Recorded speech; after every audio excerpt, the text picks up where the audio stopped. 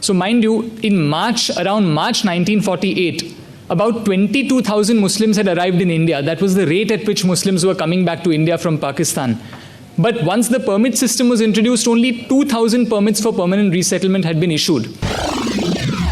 I thought, let me begin by really addressing the question that I guess is foremost on everyone's mind, which is that, is the CAA, the Citizenship Amendment Act, unconstitutional? Is it anti-Muslim? And is it pro-Hindu? Let me begin by telling you about the unsecular origins of the Indian citizenship provisions of the Indian Constitution. You see, when the country was partitioned in 1947, two waves of migration took place from West Pakistan to India. In the first wave, which occurred after March 1947, 1st March 1947 is when the disturbances began. There was a wave of migrations from West Pakistan to India. That was a migration of Hindus and Sikhs. They came in large numbers, obviously. But there was a second wave of migration which took place from West Pakistan to India, and that occurred in 1948, where interestingly, large numbers of Indian Muslims who had left India to go to Pakistan realized that Pakistan was not what they had thought it might be, and therefore returned to India. Now you see, the return of the Muslim in India created problems for the Indian administration. By the way, the law considered these two categories to be different. So the law referred to Hindus and Sikhs as displaced persons, but the law referred to Muslims who left as evacuees. So these two are different categories in the law. And you see, Muslims who left India to go to Pakistan, their property was referred to as evacuee property. And their property was being used to rehabilitate Hindus and Sikhs who had come from West Pakistan to India. So the question arose, if Muslims want to come back to India, what will happen to their evacuee property? So correspondence ensued among leaders whose secular credentials are absolutely unquestionable. Leaders like Nehru and Sardar Vallabhbhai Patel. And Sardar Patel wrote to Nehru and said that, look, the return of the Indian Muslim to India is creating trouble. We are in a charged communal environment. There's been an influx of a large number of refugees in India. And if we give the perception that we are going to now remove Hindus and Sikhs from the evacuee property and give it back to Muslims, this is really going to be something that's going to feed the communal poison of organizations like the RSS. This is really to paraphrase what Sardar Vallabhbhai Patel said. And it was in this context that the Indian government introduced on 19th July 1948 a system that was essentially designed to keep Muslims from coming back to India. That was called the permit system. Under this system, if a Muslim wanted to come back to India, mind you, the system did not mention Hindu or Muslim. All it said was that if you were somebody who left India and wanted to return to India, in other words, Muslim, then the provincial government where your property was located had the power to veto your return to India.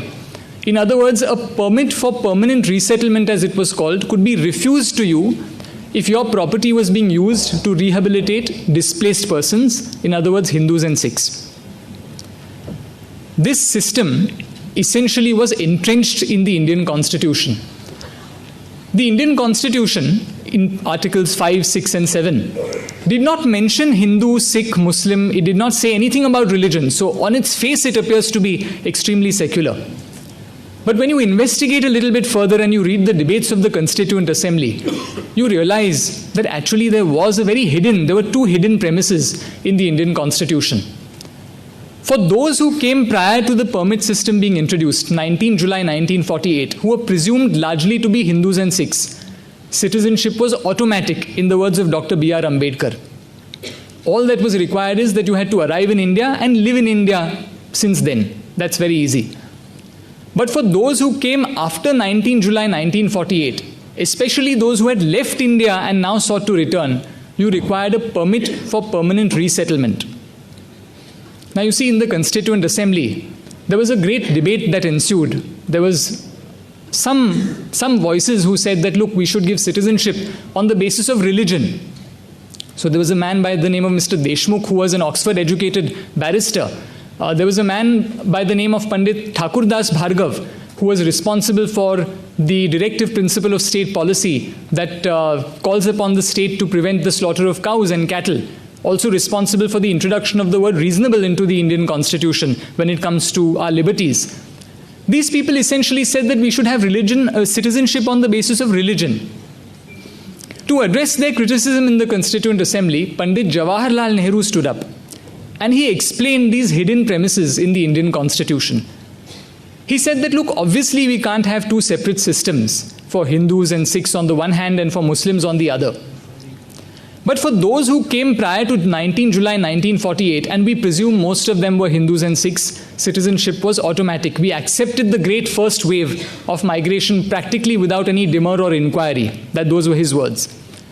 For those who come after 19 July 1948, we have the permit system. Now, mind you, when the permit system was introduced, the first president of India, President Rajendra Prasad, was extremely worried that a very large number of permits would be issued. And he wrote to Nehru and said that, look, you're going to issue 10,000 permits a month. But actually, by August 1948, when Nehru stood up in the Constituent Assembly to explain the citizenship provisions of the Indian Constitution, Nehru explained that only 2,000 permits for permanent resettlement had been issued. So mind you, around March 1948, about 22,000 Muslims had arrived in India. That was the rate at which Muslims were coming back to India from Pakistan. But once the permit system was introduced, only 2,000 permits for permanent resettlement had been issued. And Nehru said that, look, we've taken great care to ensure that these permits are only issued in the most grave circumstances or in the most serious cases. What to me really is very telling is that the permit system was not introduced for East Pakistan. And this is something, when I looked at the Constituent Assembly debates, that made me wonder. It puzzled me. Why is it that a permit was introduced for West Pakistan but not for East Pakistan?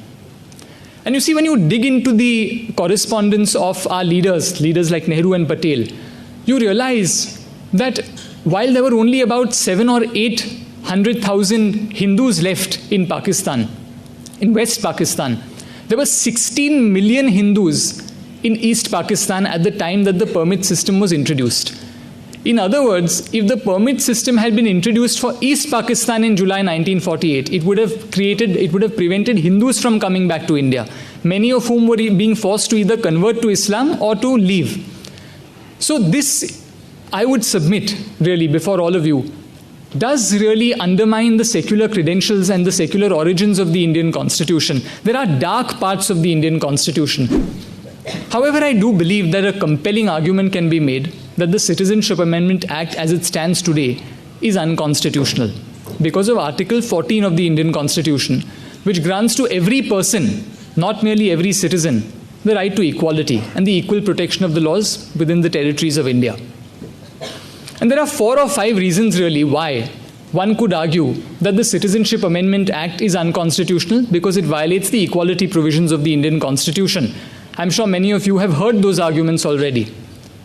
One of the arguments is that it excludes certain categories of religious groups. It excludes Jews. I'm not able to understand why Jews have been left out from the Citizenship Amendment Act.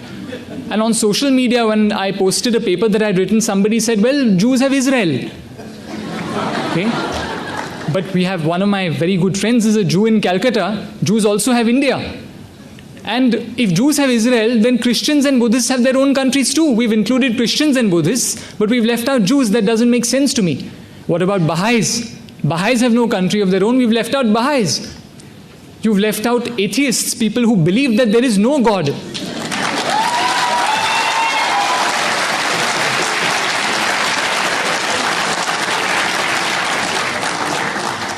Blasphemy attracts the death penalty. It is blasphemous to say that there is no God.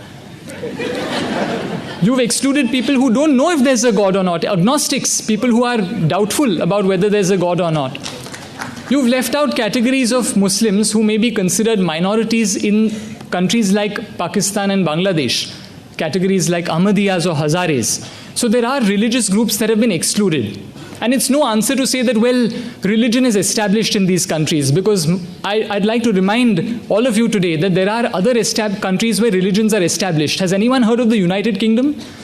Where Christianity, through the Church of England, is the established religion. The Queen appoints the Archbishop of Canterbury. The senior bishops sit on the House of Lords. A senior member of the clergy crowns the Queen. So merely because a country has an established religion, what we would call a theocratic state, does not necessarily mean that it's unsecular.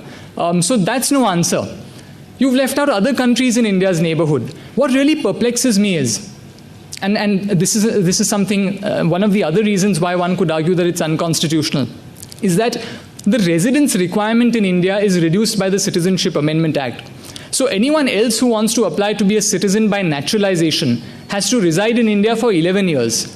But for somebody who falls within the Citizenship Amendment Act, the residence requirement is only 5 years. Now what really perplexes me is that look how this applies to the group that we all know as Parsis. Parsis originally fled Iran. There are still Parsis who live in Iran under circumstances that one might consider to be very repressive. A Parsi who flees religious persecution in Iran and comes to India has to wait 11 years to be naturalized as a citizen.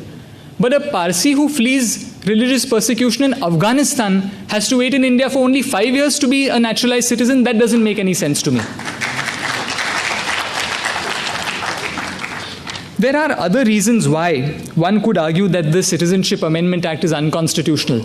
One is the cutoff date. The cutoff date is 31st December 2014. So if I'm a day younger than 18 before the general elections, I'm not entitled to vote. Similarly, you are entitled to marry at a certain age, you're entitled to drink alcohol at a certain age. The law does impose bright line rules. But here the bright line rule that has been imposed seems to undermine the ostensibly humanitarian objective of the law, which is that if you want to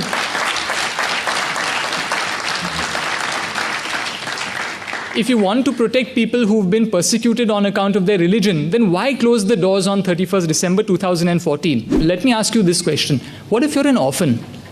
You don't know who your parents are. You're an orphan born after 1987 or an orphan born after 2004.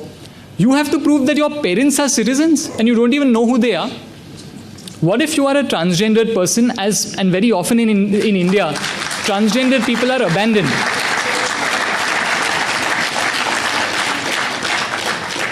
Transgendered people are abandoned at birth. Again, you don't know who your parents are. How do you establish that your parents were Indian citizens? Apart from that, let me tell you about a category that in the US would be referred to as dreamers. Let's assume that you are actually an illegal, you know who your parents are. Your parents are both illegal Bangladeshi immigrants in India. They both came to India, they crossed the border illegally, they came and they settled down in Maharashtra, and you were born in Maharashtra. Now I ask you a question. Is it the fault of that child being born in India? Is being born a crime? Now that child did not come here illegally.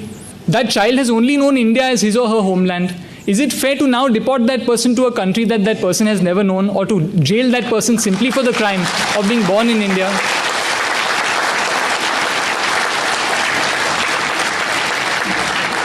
I'll only conclude with another example. Let me say that you're not born in India, that you came here along with your parents at the age of 2 or 3. Again, when you cross the border along with your illegal immigrant parents, it's not your fault that you came here, but the law tends to operate harshly against dreamers.